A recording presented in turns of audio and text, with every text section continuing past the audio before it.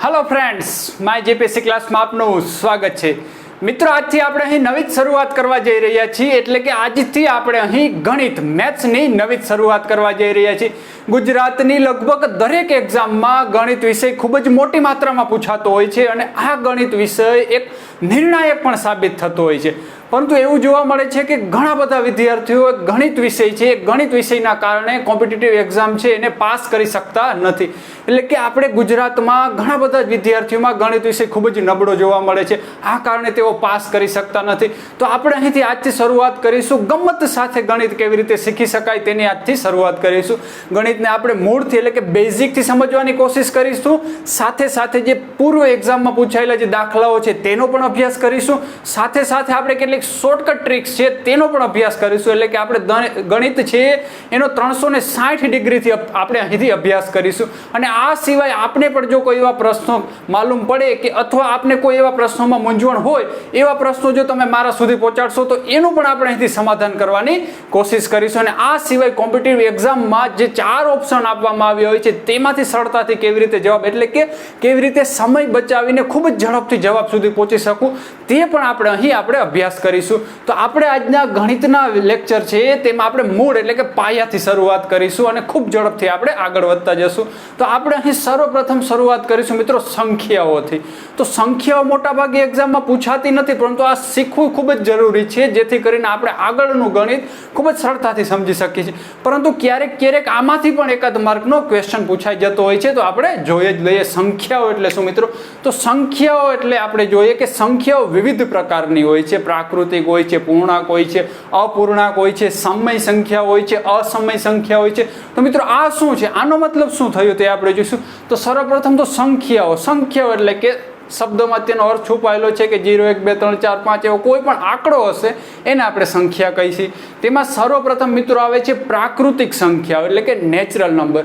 પ્રાકૃતિક સંખ્યાઓ છે એને આપણે સામાન્ય રીતે n તરીકે દર્શાવીએ છીએ। પ્રાકૃતિક સંખ્યાને આપણે n તરીકે, અંગ્રેજીનો n છે n તરીકે દર્શાવી છે। હવે આપણે આના અર્થમાં જઈએ, પ્રાકૃતિક એટલે કે નેચરલ સંખ્યાઓ કઈ છે। તો એમાં આપણે જઈએ તો સર્વપ્રથમ મિત્રો 1 છે, 2 છે, 3 છે, 4 છે, 5 છે, ત્યાંથી શરૂઆત કરીને આપણે અનંત સુધી ચાલીએ જઈએ, લાખ, કરોડ, અરબ એમ અનંત સુધી ચાલીએ જઈએ। આ બધી જ સંખ્યાઓ છે ને પ્રાકૃતિક સંખ્યાઓ કહેવામાં આવે છે મિત્રો। હવે બીજો આમાં કોનો સમાવેશ નથી થતો એ આપણે જોશું એટલે વધારે સ્પષ્ટ થશે। તો મિત્રો આપણે 1 થી શરૂઆત કરીએ। આની પહેલા આવે છે 0। તો આ 0 છે એનો મિત્રો પ્રાકૃતિક સંખ્યા નથી। હવે 0 થી પણ પાછા આપણે રિવર્સ જઈએ એટલે 0 પછી આવે -1 આવે, -2 આવે। તો આ બધી જે માઇનસ એટલે કે ના ઋણ સંખ્યાઓ કહી છે એનો પણ અહીં સમાવેશ થતો નથી। એટલે પ્રાકૃતિક સંખ્યાઓ એટલે ઘન સંખ્યાઓ, ફક્ત ને ફક્ત ઘન સંખ્યાઓ છે તેનો જ સમાવેશ થાય છે। તો આ થઈ પ્રાકૃતિક સંખ્યાઓ। હવે પ્રાકૃતિક સંખ્યાઓ છે એમાં સૌથી નાની સંખ્યા કઈ થઈ, તો સૌથી નાની સંખ્યા થશે 1। એટલે પ્રાકૃતિક સંખ્યાઓની શરૂઆત થાય છે 1 થી। 1 છે સૌથી નાની સંખ્યા છે। હવે મિત્રો એકડો છે, જ્યાં 1 છે એની વિશેષતા શું છે, આ ક્યારેક પૂછાતું હોય છે કે ભાગાકાર અને ગુણાકાર અથવા તો સરવાળા અને બાદબાકી પ્રત્યે તટસ્થ સંખ્યા કઈ છે। નીચે ઓપ્શન આપવામાં આવ્યો હોય છે, 0 છે, 1 છે, -1 છે અથવા તો 1 પણ નથી, એવા ઓપ્શન આપવામાં આવ્યા હોય છે। તો તે આપણે જોઈએ તો આની સૌથી નાની સંખ્યા છે 1। હવે એક સંખ્યા છે એને ગુણાકાર અને ભાગાકાર માટે તટસ્થ સંખ્યા કહેવામાં આવે છે। હવે મિત્રો આ તટસ્થ એટલે શું, એનો મતલબ શું થાય, તો તટસ્થનો મતલબ એવો થાય કે ભાગાકાર અથવા ગુણાકાર એટલે કોઈ પણ સંખ્યા સાથે 1નો ગુણાકાર કરવામાં આવે અથવા તો 1નો ભાગાકાર કરવામાં આવે તો કોઈ જ તફાવત પડતો એટલે કોઈ જ ફરક નથી પડતો। આપણે એક ઉદાહરણ દ્વારા સમજીએ। ધારો કે 11 છે, 11 સંખ્યાને 1 વડે ગુણાકાર કરવામાં, 11 ને 1 વડે ગુણીએ તો શું મળશે આપણે, તો 11 જ મળશે। એવી રીતે 50 છે, 50 ને 1 વડે ગુણીએ તો શું મળશે, તો ત્યાં પણ 50 જ મળશે। આ થઈ ગુણાકાર ની વાત। હવે આપણે ભાગાકારની વાત કરીએ મિત્રો। 25 છે, 25 ને આપણે 1 વડે ભાંગીએ, 25 ને 1 વડે ભાંગીએ તો પણ આપણને 25 જ મળે છે। એવી રીતે ધારો કે 35 હોય છે, 35 ને જો 1 વડે ભાંગવામાં આવે 35 ને તો પણ 35 જ મળે છે। આનો મતલબ કે 1 છે એને કોઈ પણ સાથે ગુણાકાર કરવામાં આવે અથવા તો કોઈ પણ સંખ્યા છે એને જો 1 વડે ભાંગવામાં આવે તો એ જ સંખ્યા પ્રાપ્ત થાય છે। આને કહેવામાં આવે છે તટસ્થ। તો 1 છે ફક્ત ગુણાકાર અને ભાગાકાર પ્રત્યે જ તટસ્થ છે, આ સરવાળા અને બાદબાકી પ્રત્યે તટસ્થ નથી। હવે આપણે જોઈએ, જો 11 છે, 11 નો 1 હારે આપણે સરવાળો કરીએ તો આપણને મળશે 12। તો આ સંખ્યામાં ફરક પડી ગયો એટલે તટસ્થ સંખ્યા નથી. હવે એની આપણે બાદબાકી જોઈએ. ધારો કે મિત્રો 10 છે, 10 માંથી 1 આપણે બાદ કરીએ, 10 છે 10 માંથી આપણે 1 બાદ કરીએ, 10 માંથી આપણે 1 બાદ કરીએ તો આપણને મળશે 9. એટલે આ સંખ્યામાં પણ તફાવત પડી જાય છે. આ તફાવત પડવાના કારણે તેને તટસ્થ કહેવામાં આવતી નથી. જ્યારે ગુણાકાર અને ભાગાકારમાં કોઈ જ તફાવત પડતો નથી એટલે તટસ્થ સંખ્યા છે. આ થઈ પ્રાકૃતિક સંખ્યા. હવે પ્રાકૃતિક સંખ્યાથી એક સ્ટેપ આપણે આગળ વધીએ એટલે શું? તો આ પ્રાકૃતિક સંખ્યા જે હતી 1 2 3 4 5 એવી રીતે અનંત સુધી જે આપણે પ્રાકૃતિક સંખ્યાઓ છે એની કલ્પના કરી. હવે આ સંખ્યામાં જો આપણે આગળ એક નાનકડો એવો 0 ઉમેરી દઈએ, નાનકડો એવો 0 મૂકી દઈએ તો આ સંખ્યાને કહેવામાં આવે છે પૂર્ણ સંખ્યા. એટલે કે આ બધી સંખ્યાઓ હવે પૂર્ણ થઈ ગઈ છે. હવે આમાં કોઈ જ સંખ્યા બાકી રહેતી નથી એટલે આને કહેવામાં આવે છે પૂર્ણ સંખ્યા. હવે જેવી રીતે પ્રાકૃતિક સંખ્યાને આપણે n વડે દર્શાવીએ છીએ અંગ્રેજીના, એવી જ રીતે પૂર્ણ સંખ્યાને w વડે એટલે કે અંગ્રેજીનો જે w અક્ષર છે એટલે કે હોલ નંબર વડે w અક્ષર વડે દર્શાવવામાં આવે છે. પૂર્ણ સંખ્યામાં 0 થી લઈને 1 2 3 4 5 એવી અનંત સંખ્યાઓનો સમાવેશ થાય છે. એટલે આપણે જોઈએ તો 0 પ્લસ પ્રાકૃતિક સંખ્યામાં 0 ઉમેરી દેવામાં આવે તો પૂર્ણ સંખ્યા મળી જાય છે. હવે જેમ આની એક સૌથી નાની સંખ્યા હતી એવી રીતે પૂર્ણ સંખ્યાની સૌથી નાની સંખ્યા થશે 0. 0 છે પૂર્ણ સંખ્યાની સૌથી નાની સંખ્યા. હવે જેવી રીતે એકડો હતો એ ગુણાકાર અને ભાગાકાર પ્રત્યે તટસ્થ હતો એવી રીતે 0 છે મિત્રો એ સરવાળા અને બાદબાકી પ્રત્યે તટસ્થ સંખ્યા છે. કેવી રીતે એ જોઈએ તો 0 છે 10 છે 10 માં 0 ઉમેરવામાં આવશે તો શું થશે? તો 10 જ મળશે. હવે કોઈ 15 સંખ્યા છે, 15 છે એમાંથી 0 જો આપણે બાદ કરવામાં આવે મિત્રો તો શું મળશે? 15 માંથી 0 જાય તો 15 જ મળશે. એટલે 0 છે કોઈ પણ માં ઉમેરવામાં આવે અથવા તો કોઈ પણ માંથી 0 બાદ કરતા આપણે જાણીએ છીએ કે એ જ સંખ્યા મળે.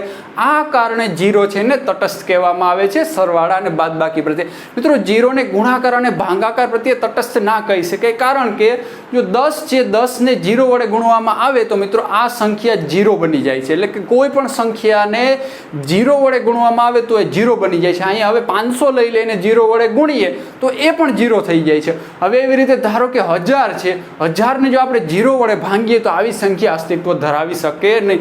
આ સંખ્યાને કહેવામાં આવે છે અનંત. અહીં અનંત સંખ્યા મળે છે. એટલે જો કોઈ પણ સંખ્યા છે એને 0 વડે ભાંગવામાં આવે ને તો એ સંખ્યા અનંત બની જતી હોય છે. પરંતુ કોઈ પણ સંખ્યાને 0 વડે ગુણવામાં આવે ને તો એ સંખ્યા 0 બની જતી હોય. આ કારણે એ સરવાળા અને બાદબાકી પ્રત્યે જ તટસ્થ છે પરંતુ ગુણાકાર અને ભાગાકારમાં 0 તટસ્થ જોવા મળતું નથી. તો મિત્રો 1 અને આ 0 છે એ ઘણી વખત એક્ઝામમાં પૂછાતું હોય છે કે સરવાળા બાદબાકી તટસ્થ, ગુણાકાર ભાગાકારમાં કયું તટસ્થ છે. હવે આપણે પૂર્ણ સંખ્યા કરતાં પણ એક સ્ટેપ આગળ વધીએ એટલે કે અહીં n+0 એટલે પૂર્ણ સંખ્યાને આપણે કહીએ છીએ w. એટલે હવે પૂર્ણ સંખ્યામાં 0 અને ઘન છે પરંતુ જો આ સંખ્યામાં આપણે ઋણ સંખ્યાઓનો પણ સમાવેશ કરી દઈએ તો ઋણ એટલે કેવી? એટલે કે માઇનસ સંખ્યાઓ, -1 -2 -3 આવી અનંત સંખ્યાઓ છે એનો પણ જો આમાં સમાવેશ કરી દેવામાં આવે તો એ પૂર્ણમાંથી પૂર્ણાંક બની જતી હોય છે. એટલે કે -3 -2 -1 એટલે કે અનંત માઇનસથી લઈને 0 સુધી આવવાનું અને ત્યાંથી પાછું અનંત. એને આપણે અંગ્રેજીના z વડે દર્શાવી છે. એટલે કે ઝેડમાં કોનો સમાવેશ થાય છે? તો ઝેડ છે એમાં ઋણ સંખ્યા આવી જાય છે, +0 આવી જાય છે, પ્લસ ઘન સંખ્યાઓ આવી જાય છે. આને મિત્રો કહેવામાં આવે છે પૂર્ણાંક સંખ્યાઓ. પ્રાકૃતિક સંખ્યાઓ, પૂર્ણ સંખ્યાઓ, પૂર્ણાંક સંખ્યાઓ. હવે મિત્રો આવે છે સમય સંખ્યાઓ. હવે સમય સંખ્યાઓ એટલે શું? આપણે જોઈ લીધું કે બધા નંબર આપણે કવર કરી લીધા. તો હવે સમય સંખ્યાઓ છે એ કંઈક અલગ જ રહેશે. એટલે કે માઇનસ સંખ્યાઓ આવી ગઈ, 0 આવી ગયા, ઘન સંખ્યા આવી ગઈ તો સમય સંખ્યાઓમાં કંઈક અલગ જ હશે. એટલે શું હશે સમય સંખ્યાઓ? એટલે કેવી? તો જે સંખ્યાઓને આપણે અહીંયા જોઈએ મિત્રો કે a/b અથવા તો 3/5 એટલે કે આવી રીતે દર્શાવવામાં આવે, કોઈના છેદમાં બીજું એવી રીતે દર્શાવવામાં આવે એને કહેવામાં આવે છે સમય સંખ્યાઓ. એટલે કોઈ એક સંખ્યા વડે આપણે આને દર્શાવી શકતા નથી, 1 2 3 એવી રીતે દર્શાવી શકતા નથી. આ સ્વતંત્ર સંખ્યા અસ્તિત્વ ધરાવતી નથી. પરંતુ કોઈ સંખ્યા હોય છે અને એના છેદમાં બીજી સંખ્યા હોય છે, આવી રીતે જો કોઈને દર્શાવવામાં આવે મિત્રો તો આવી સંખ્યાને કહેવામાં આવે છે સમય સંખ્યા. જો આનું સાદુરૂપ મેળવીએ તો આવી રીતે પોઈન્ટમાં સાદુરૂપ આવતું જાય છે. એટલે કે સામાન્ય રીતે આપણે એને p/q, એટલે કે p કોઈ સંખ્યા છે, કોઈ સંખ્યા એટલે કઈ સંખ્યા છે? પૂર્ણાંક સંખ્યા છે.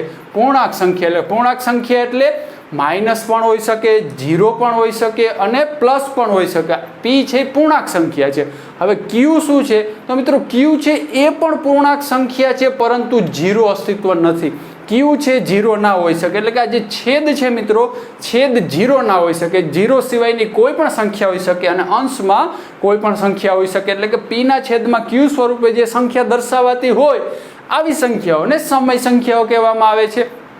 આ સામાન્ય વાત થઈ સમય સંખ્યા, જેમ કે p ના છેદમાં q, જેમાં છેદમાં q છે તો q છે એ 0 ના હોઈ શકે ક્યારે, એટલે કે 2 ના છેદમાં 5 છે, 3 ના છેદમાં 7, 3 ના છેદમાં 5 આવી વગેરે વગેરે સંખ્યાઓને આપણે સમય સંખ્યાઓ કહીએ છીએ. હવે આપણે સમય સંખ્યાઓથી આગળ વધીએ એટલે આવે છે અસમય સંખ્યાઓ. મિત્રો અસમય સંખ્યાઓ એટલે શું, એની આપણે સામાન્ય વ્યાખ્યા કરીએ તો જે સમય નથી એવી બધી જ સંખ્યાઓને અસમય સંખ્યાઓ કહેવામાં આવે છે. આનો મતલબ શું થયો મિત્રો, તો જે મોટા ભાગની સંખ્યાઓને આપણે જો સ્વતંત્ર સ્વરૂપ નથી તો આપણે એને p ના છેદમાં q સ્વરૂપે દર્શાવી શકતા હોય છે, પરંતુ જે સંખ્યાને આપણે આ સ્વરૂપે નથી દર્શાવી શકતા આવી સંખ્યાઓને અસમય સંખ્યાઓ કહે છે. તો એવી કઈ સંખ્યાઓ છે જેને આ સ્વરૂપે ના દર્શાવી શકીએ, તો સામાન્ય રીતે જેને વર્ગમૂળમાં દર્શાવવામાં આવે છે, જેને વર્ગમૂળમાં √3, √5, √7 આવી સંખ્યાઓને અસમય સંખ્યાઓ કહે છે. શા માટે? આવી સંખ્યાઓને 3 ના છેદમાં 5 એવી રીતે દર્શાવી શકતા નથી. એટલે આ સંખ્યાની સાથે રુટ જોડાયેલું છે, જ્યાં રુટ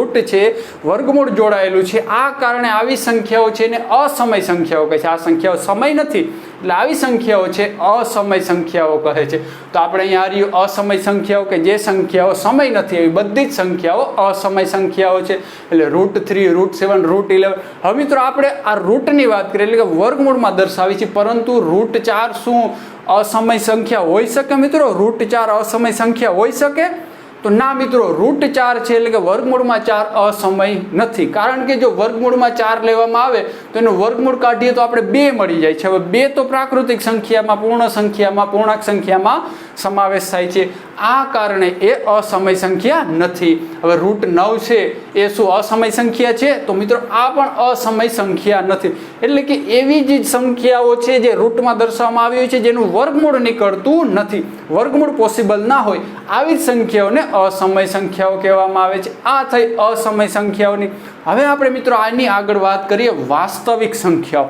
વાસ્તવિક એટલે જેને આપણે રિયલ કહીએ, રિયલિટી એટલે કે રિયલ સંખ્યાઓ. એવી સંખ્યાઓ કઈ છે? તો આ બધી જ સંખ્યાઓ જેમાં સમાવેશ થતો હોય એને વાસ્તવિક સંખ્યાઓ કહે છે. એટલે કે પ્રાકૃતિક સંખ્યા, પૂર્ણ સંખ્યા, પૂર્ણાંક સંખ્યા, સમય સંખ્યા અને અસમય સંખ્યા બધી જ ભેગી કરી દેવામાં આવે તેને કહેવામાં આવે છે વાસ્તવિક સંખ્યાઓ. આ વાસ્તવિક સંખ્યાઓને r વડે દર્શાવવામાં આવે છે, રિયલ નંબર r વડે દર્શાવવામાં આવે છે. હવે આ સંખ્યાઓને મિત્રો આપણે એકબીજાનો જે યોગ કહી, યોગના સ્વરૂપે જો દર્શાવીએ આપણે, તો સર્વપ્રથમ આપણે જોયું n છે. સર્વપ્રથમ એટલે કે સૌથી આપણે શરૂઆતમાં વાત કરી, સૌથી શરૂઆતમાં આવે છે n. તો n છે એનો યોગ થશે w, n બાદ આવશે w, એટલે કે n છે n ની બધી જ સંખ્યાઓ w માં સમાયેલી છે, એટલે કે n કરતા w મોટો છે. હવે w યોગ આપણે અહીં કરી શકીએ છીએ z. એનો મતલબ કે w છે એની બધી જ સંખ્યાઓ z માં સમાયેલી છે, એટલે z પાસે પોતાની સંખ્યા છે સિવાય w ની પણ છે. હવે આ z બાદ આપણે અહીં દર્શાવી શકીએ છીએ q, એટલે કે z છે z ની બધી જ સંખ્યાઓ q માં દર્શાવેલી છે, અને q યોગ આપણે અહીંયા દર્શાવી શકીએ છીએ r. હવે આપણે આ જોઈએ તો n બાદ મોટો છે w પછી આવે છે z પછી મોટો છે q અને સૌથી મોટો છે r. આવી રીતે આપણે યોગ ગણ સ્વરૂપે પણ સંખ્યાઓને દર્શાવી શકીએ છીએ. તો ક્યારેક આવું પણ પૂછાઈ શકે ઓપ્શનમાં, આવી રીતે આપેલું હોય n w z q, અથવા તો આવી રીતે ઉલટું કરી દઈએ n z q, અને આવી રીતે અલગ અલગ ઓપ્શન બનાવી દેવામાં આવે અને પૂછવામાં આવે કે નીચેનામાંથી કયું સાચું છે. આ પણ ઓળખવાનું પૂછી શકે. જો આપણા સંખ્યાઓ શું છે એની વ્યાખ્યાઓ આપણે સામાન્ય માહિતી ખબર હોય તો આપણે સરળતાથી જ આને ઓળખી શકીએ. તો મિત્રો યોગને આવી રીતે દર્શાવવામાં આવે છે. તો મિત્રો આ વાત થઈ આપણે મેથ્સના એટલે કે ગણિતના પહેલા લેક્ચરની વાત થઈ. તો મિત્રો આ વિડીયો આપને કેવો લાગ્યો? સારો લાગ્યો હોય તો લાઈક કરો અને આપના પ્રશ્નોને કોમેન્ટ છે ને પ્રશ્નો અને સજેશન્સને કોમેન્ટ દ્વારા જણાવો, અને ચેનલને સબસ્ક્રાઇબ કરો અને આપના મિત્રો સુધી વિડીયોને શેર કરો. Thank you.